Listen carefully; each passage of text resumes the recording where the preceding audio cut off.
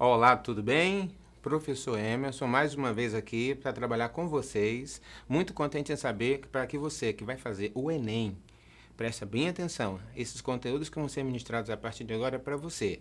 A aula de hoje, com certeza, junto com as demais, vão te ajudar a aprofundar os conhecimentos relacionados à matemática, ok? Lembrando, matemática é um quarto da prova, são 45 questões. E a parte de proporcionalidade, junto com porcentagem, equivale a quase 40% do conteúdo da prova. Então você tem que ter muita atenção, principalmente você que está em casa agora. Tem os exercícios para você consultar e a gente está aqui para poder te ajudar. Se você realmente tem dificuldade em matemática, então para tudo agora, pega o caderno. Pode usar até calculadora se for o caso, mas acompanha o processo que essa aula vai ajudar a te desenvolver, ok? Então vamos lá, para que você possa fazer esse trabalho direcionado. Certinho? Proporcionalidade, Enem, razão, no Enem, né, que vamos trabalhar razão, escala, MMC e MDC. Com base nisso, vamos entender algumas coisas. Uma proporção é a equivalência entre duas divisões. Presta bem atenção nesse detalhe. Quando a gente coloca aqui divisões, quando eu divido duas grandezas entre si, eu tenho o que a gente chama de razão. Quando eu faço a igualdade disso, nós temos o que a gente chama de proporção. Essa equivalência é nada mais do que a igualdade, tá, entre duas razões. E nós sabemos que as grandezas elas podem ser direta ou inversamente proporcional. De uma forma geral, a proporção dá a ideia que, por exemplo, entre nós elementos x e y. Vamos prestar bem atenção. Se o x crescer, que é uma grandeza, e y também crescerá, nós temos aqui diretamente proporcionais. Como assim? Tu imagina então, número de horas de uma fábrica é a produção dessa fábrica, digamos que seja de parafusos. Quanto mais horas se passa, mais parafusos se faz. Então cresce em ambas. Então ela é diretamente proporcional. Agora, se x crescer e o y reduzir, nós temos inversamente proporcional. É o caso comum, se velocidade e tempo de um móvel. Quanto maior a velocidade, menor o tempo. Correto? Então, vamos trabalhar isso daqui. Grandezas são diretamente proporcionais. Quando aumenta uma, diminui a outra, certinho? Como a gente já comentou. Olha esse detalhe aqui, ó. Se 3 metros custam R$18, então 6 metros custarão 36. Observe bem que metro de 3 foi para 6, de 18 foi para 36. Então tem uma razão aqui que está acontecendo. Essa razão aqui é o quanto vai evidenciar o crescimento. Beleza? De 3 aumentou para 6, aumentou para 9. Então, 18 aumentou para 36 e 36 foi para 54. Isso significa que, quando o comprimento do tecido torna-se duplo, triplo, etc., acontece respectivo custo. Ou seja, se praticamente dobrar um, o outro vai dobrar também. Se um triplicar, o outro vai também triplicar. É só que a gente possa compreender que a razão que aumenta uma, aumenta também na outra. Como assim? Se por acaso 3 dobrar para 6, 18 dobrou para 36. Ficou bem claro? Então é só perceber. Se 3 foi para 9, como a gente está percebendo aqui, ó, nós temos 18 foi para 54, porque 3 vezes 3 é 9, 18 vezes 3 é 54. Essa é a ideia, tá? Inversamente proporcionais. Aqui muda um pouquinho. Ela é inversa. Quando eu aumentar uma, a outra diminui, tá? Mas na razão inversa. Como assim? Se eu tenho 5 operários, faz certo trabalho em 12 dias, então 10 operários. Presta atenção que de 5 aumentou para 10 e de 12 diminuiu para 6. No momento que operários dobra, tá? Nesse caso os dias reduz a metade. Isso quer dizer razão inversa.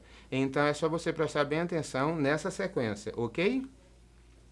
E vamos trabalhar então a regra de 3 simples e composta. Nós temos que prestar atenção aqui em relação às grandezas. Grandeza é tudo que possa ser mensurado. Se eu tenho uma medida envolvendo uma grandeza, você já compreende direto no problema, tá? Então, precisamos montar uma tabela com todas as grandezas envolvidas em colunas, tá? O valor desconhecido é o que a gente chama de x e o cálculo vai ser dado pelo produto do valor da grandeza, tá? Pelas razões de grandeza direta ou inversamente proporcionais. Vamos acompanhar isso. Um automóvel percorre 240 km em 3 horas. Presta atenção que eu tenho aqui, ó, espaço percorrido em quilômetros e o tempo em horas. Quanto tempo levará para percorrer 400 quilômetros? Perceba que essa grandeza não é inversa, ela é diretamente proporcional. Por quê? Quanto, nesse caso aqui, ó, a distância percorrida em quilômetro de acordo com o tempo. Quanto mais horas se percorre em tempo, maior é o espaço percorrido. Então, quanto tempo levará para percorrer 400 quilômetros? Grandeza diretamente proporcionais, a gente pega o produto de 3 vezes 400 e divide por 240, que vai dar 5 horas. Agora, olha essa daqui. Trabalhando 9 horas por dia, 15 operários fazem 72 metros de um muro em 32 dias. Quantos dias gastarão 18 operários para fazer 180 metros do muro, trabalhando 8 horas por dia? Observe que grandeza das horas é diretamente proporcional ao tamanho do muro, enquanto que o número de operários é inversamente proporcional. Dessa forma, a gente vai ter a multiplicação aqui, ok? É só você saber organizar, tá, as grandezas entre si para que eu possa efetivar aqui a conta, tá? Nesse caso aqui, o resultado vai dar 75 dias. Escalas. As escalas são muito utilizadas principalmente no Enem, porque ela vai dimensionar a razão entre a medida linear do desenho e a medida correspondente na realidade. Como assim? Então a gente só tem que entender os dados expressos nos mapas são diretamente proporcionais à distância na realidade. Significa que você só tem que encontrar qual é a referência matemática, tá? Os mapas representam o país, estado, município e faixa de terra, então é só você entender. No caso, sempre vem uma legenda específica, tá? Para que a gente possa efetivar esse trabalho no problema. Como assim? Observa bem. Vamos supor que um mapa, a informação da legenda, seja de 1 centímetro, que equivale por 500 quilômetros. Lê-se, 1 centímetro está para 500 quilômetros. Quando você vê esse 1 e aqui 2 tracinhos, é a divisão. Então, cada 1 centímetro equivale a 500 quilômetros. Ela indica que para cada centímetro de distância no mapa corresponderá a 500 km na realidade. Então, se utilizarmos uma régua, vamos entender a distância entre duas cidades no mapa, obtendo 2,5 centímetros. Então, é só eu entender. Eu vou ter 2,5 centímetros, certo? Relacionar, quando multiplica por 500, eu vou ter 1.250 quilômetros. Por quê? A referência de 500 quilômetros está para 2,5 centímetros no mapa. Então, é só efetivar o produto que você vai ter a resposta. Dá para trabalhar também de outra maneira. Exemplo aqui, ó. Em um mapa, em uma pequena cidade, destaca-se a presença de uma rodovia, cuja extensão é de 15 quilômetros, tá? No mapa em questão, a sua medida está em 10 centímetros. O que nos permite concluir que a sua escala cartográfica, está pedindo qual é a escala. Vamos entender o seguinte, a escala é a relação entre a distância Dzinho no mapa e o seu valor real. Então, é você entender que eu vou ter uma distância no mapa Dzinho dividido pela superfície real. Eu tenho 10 centímetros, que é o Dzinho, que é a distância no mapa. 15 quilômetros equivale a 1.500.000 centímetros, ok? Fazendo a tabela. Então, o que você faz aqui, ó? Nesse caso, a divisão é igual a 10 dividido por 1.500.000. Se eu simplificar por 10, porque eu vou colocar esse pequeno em cima e esse grande embaixo. Ao colocar o pequeno em cima e o grande embaixo, ao simplificar, eu vou encontrar essa escala aqui, ó, tá? Então, é só você interpretar para fazer a divisão. Não tem muita dificuldade não aqui, ok? Então, aqui, ó. Vamos entender agora a questão de múltiplos, tá? Múltiplos e máximos e divisores. Como assim? Os múltiplos de um número natural. Se eu pensar em multiplicação, vamos lá. Múltiplos de 3. Você tem que entender que na tabuada começa no 0, que são os naturais, e vai de 3 em 3. Se eu pensar em múltiplos de 7, começa no 0 e vai de 7 em 7. Então, aqui eu tenho uma sequência de múltiplos naturais de um número. Quando eu falo de múltiplos, eu também falo em divisores. Se eu pensar em divisores, os divisores de um número, N, são todos aqueles pelos quais N pode ser dividido. Eu estou falando de divisão exata. Como assim? Se eu pensar em divisores de 12, me ajuda a pensar um pouco.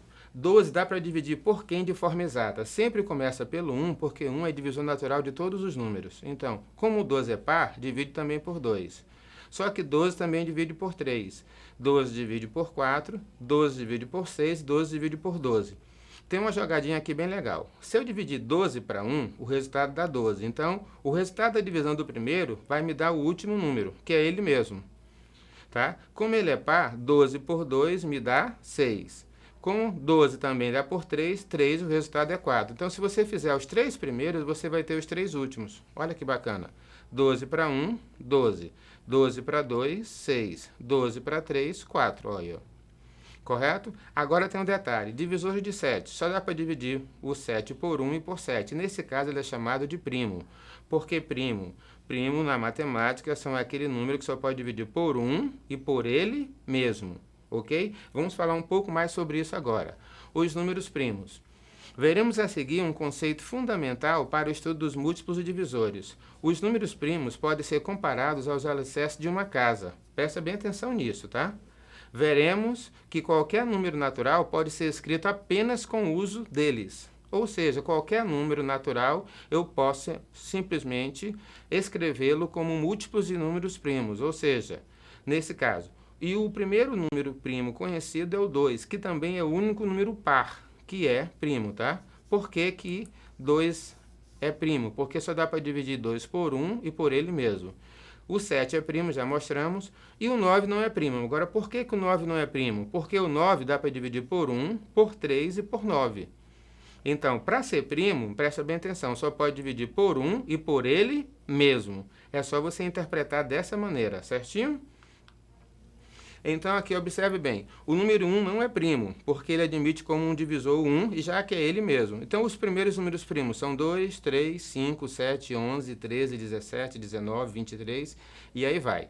Tá? Eles são infinitos, ok? E quem começou a trabalhar com ele foi o famoso pai da geometria, Euclides. Outro fato curioso que muita gente não sabe, e o pessoal fica perguntando, professor, onde é que eu vou utilizar isso na minha vida? Aqui tem uma coisa bem bacana. Os números primos, eles vão ficando cada vez maiores, mas também ficam mais raros. Atualmente, os primos têm uma importância muito grande numa área chamada criptografia. Ciência que estuda métodos de codificação e decodificação de mensagens, principalmente em celular, tá? E transações comerciais via internet. Olha aí a aplicação da matemática no dia a dia, que muita gente não sabe. Vamos ver isso aqui. Olha esse exemplo aqui, ó. Eu tenho que A é 120, B é 160, tá? X é o MMC de A e B, ok? X é o MMC de A e B e Y é o MDC de A e B. Eu quero saber quem é X mais Y. Nós estamos falando aqui de MMC e MDC. Esse procedimento aqui, ó, eu vou fazer dos dois, do 120 e do 60 simultaneamente, tá? Aqui é a decomposição em fatores primos. Como assim? 120 por 2 é 60, 160 por 2 é 80, tá? 60 por 2 é 30, 80 por 2 é 40 e aí vai. Então, aqui automaticamente eu vou encontrar o MMC e o MDC ao mesmo tempo, tá? Como assim? O MMC é multiplicar todos esses termos aqui entre si. Ó, 2 3 vezes 3 vezes 5, tá? Tá? Vai me dar aqui, ó, 480. No caso do 160, tá? Ó, só aqui, ó. E o MDC simplesmente é quem? É quem aparece aqui, tá? Em evidência que a gente está percebendo, vezes 5. Então, o MDC, nesse caso aqui, vai ser 8 vezes 5, 40. O que é MDC?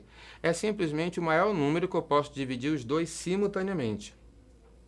Certo? Então, nesse caso aqui, eu tenho que o x é 480 e o y é 40, a soma vai dar 520. Tá? É só procurar fazer a decomposição aqui, tá?